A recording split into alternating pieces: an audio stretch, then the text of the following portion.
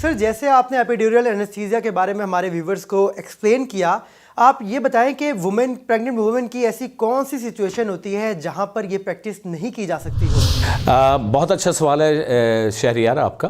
میں یہ کہوں گا کہ کچھ لوگ، سب سے پہلے تو ان کو آپ ایپیڈیورل نہیں لگا سکتے جو کہیں میں نے لگوانا ہی نہیں ہے، رائٹ؟ اب آپ کے اوپر ہوتا ہے کہ آپ اس کو کس طرح کنونس کرتے ہیں. لوگوں کو دس از دا فیئر آف ان نون. لوگوں نے سنا ہوتا ہے اس سے پیرالائز ہو جاتا ہے، بیک ایک ہو جاتی ہے. میں اتنا بتا سکتا ہوں، پیرالسس تو میں نے پہلے بتا دیا کہ وہ بہت ہی ریئر کیسز میں اگر بندے کو کوئی انفیکشن ہے، بندے کو کوئی بلیڈنگ ڈس آرڈر ہے تو اس میں یہ ڈیولپ ہو سکتا ہے پیرالسس. لیکن یہ تو آبویسلی آپریٹر پہ ہے. اچھا، جہاں کچھ ایسی کنڈیشن، سب سے پہلے تو مریض میں اگر آپ کنونس نہیں کر سکے اس کو فورس نہیں کر سکتے.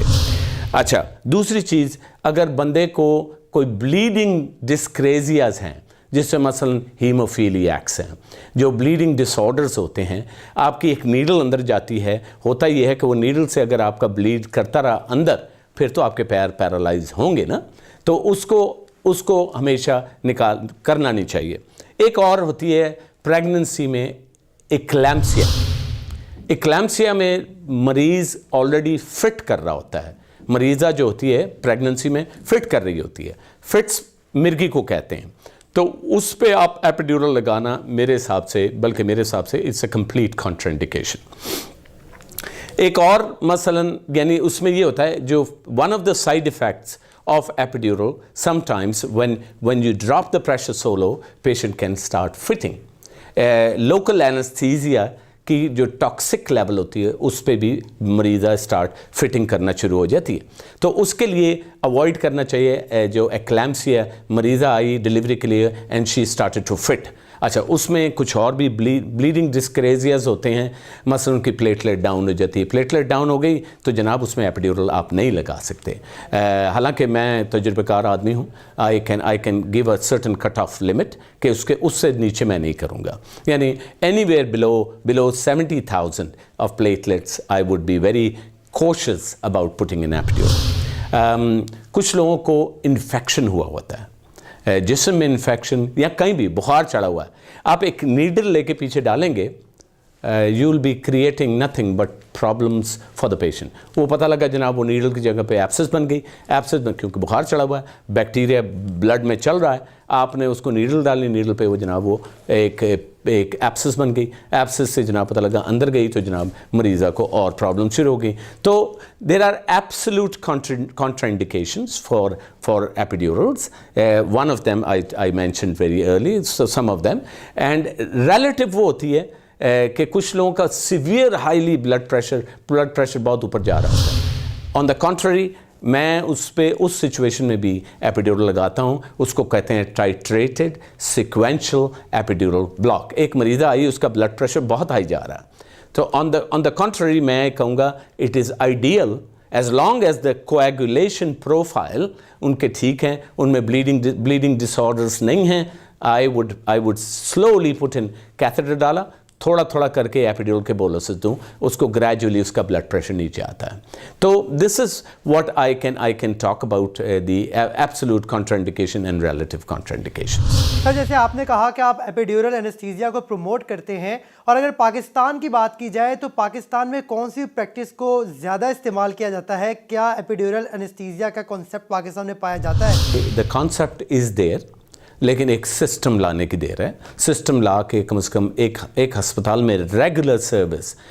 میں صرف چاہتا ہوں کہ کانسیپٹ جو ہے نا obstetric anesthesia اینڈ analgesia کا بڑا اوپن ہونا چاہیے. اس کے لیے اسپیشل ڈاکٹرز ہوں. یہ نہیں کہ میں پتہ لگا میں جنرل سرجری کے بھی کیس کرا رہا ہوں، نیورو سرجری کے کیس کرا رہا ہوں. میں نے اپنی ٹریننگ جو ہے نا فل obstetric anesthesia میں لی ہے. میں اتنا بتا سکتا ہوں کہ وہ کہتے ہیں نا jack of all trade master of none is never very profitable, اور I meant never good to be a jack of all trade master of none. ہم لوگ جو ہے نا پروموٹ کرتے ہیں obstetric anesthesia کو، obstetric anesthesia and analgesia. اب ایک مریضہ جو آتی ہے لیبر روم میں، within 10 seconds I can get a smile on their faces from where they would be screaming and they will remain comfortable till the time they deliver.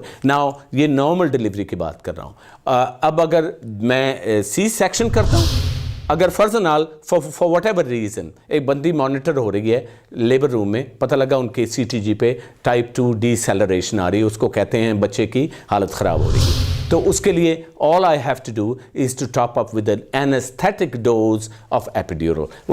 वो होता है कमर पे लगा होता है, उसके ऊपर हमने दवाई को ज़्यादा डालना होता है. अच्छा, ये मरीज़ will remain comfortable for the next 4 to 5 days in any expert hands. Epidural लगा हुआ है, आपने patient controlled epidural analgesia start कर दिया है, 2 घंटे के बाद पेशेंट की लेग्स मूवमेंट आ जाती हैं, उसके बाद you make them walk around. After carefully थोड़ा करना होता है क्योंकि एनेस्थीसिया के बाद थोड़ा टाइम लगता है उसको रिकवर करने में. But once they are recovered they are completely pain free for the next 3 to 4 days. उसकी मैं गारंटी देता हूँ. मैं जिस तरह I have been trend and I will, जो मैं कतर की शहजादियों को अगर मैं इस तरह दे सकता हूँ, वाई नॉट हमारे मुल्क की खिदमत करना तो मेरा पहला फ़र्ज़ बनना चाहिए. तो दैट्स अबाउट इट. सर, आपकी बातों से ये बात तो साबित हो गई कि एपिड्यूरल एनेस्थीसिया का जो प्रोसेस है इसमें कॉम्प्लिकेशंस जनरल एनेस्थीसिया के मुकाबले में बहुत कम हैं. लेकिन क्योंकि अब आप पाकिस्तान में प्रैक्टिस करने आए हैं और पाकिस्तान में इस प्रोसीजर से रिलेटेड लोगों के पास लैक ऑफ नॉलेज कह लें या फिर रिलेक्टेंट टू एडवांसमेंट कह लें, तो सर आपको क्या लगता है कि लोग जो है पाकिस्तान में एपिड्यूरल एनेस्थीसिया इसलिए इस्तेमाल नहीं करते क्योंकि उनके पास लैक ऑफ नॉलेज है इस प्रोसीजर के मुताबिक? This is exactly the whole and sole purpose of me coming back to Pakistan. मैं awareness कराऊंगा लोगों को through you and others. I want to give my message to my Pakistani nation. It is the safest way of delivering, having a childbirth delivery, whether normal, spontaneous, or through the abdominal C-section.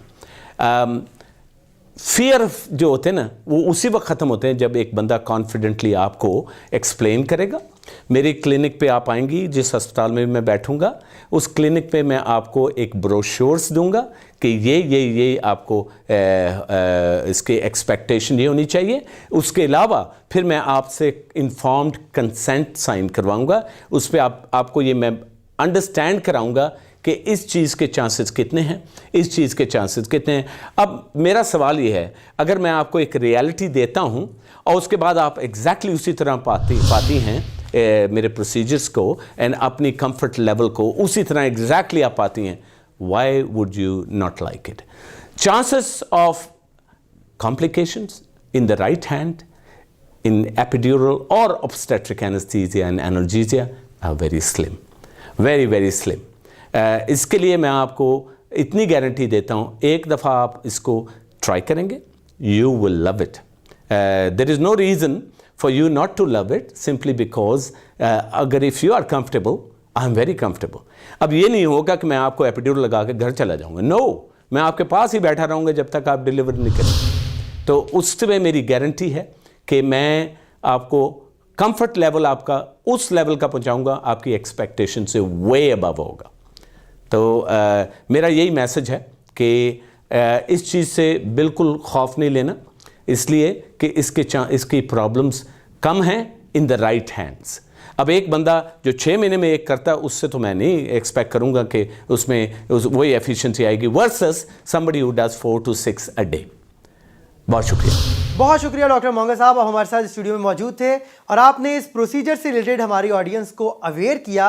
Basically हम लोग हमेशा से advancement के reluctant रहते हैं, लेकिन with the passage of time हमें उसको अपनाना ही पड़ता है. जैसे डॉक्टर साहब ने अपनी बातें बताई, उससे बात तो बिल्कुल साबित है कि जो प्रोसीजर है इसमें कॉम्प्लिकेशंस कम है, तो यकीनन हमें इस प्रोसीजर की तरफ मूव कर जाना चाहिए. डॉक्टर साहब हमारे साथ मौजूद थे, इनका नंबर आप अपनी स्क्रीन पर देख सकते हैं. अगर आपको इससे रिलेटेड कोई इन्फॉर्मेशन चाहिए हो या फिर कोई सेशन रखना हो तो आप डॉक्टर साहब से कॉन्टैक्ट कर सकते हैं. अगली वीडियो तक के लिए शहरियार को दीजिए इजाज़त. अल्लाह हाफिज़.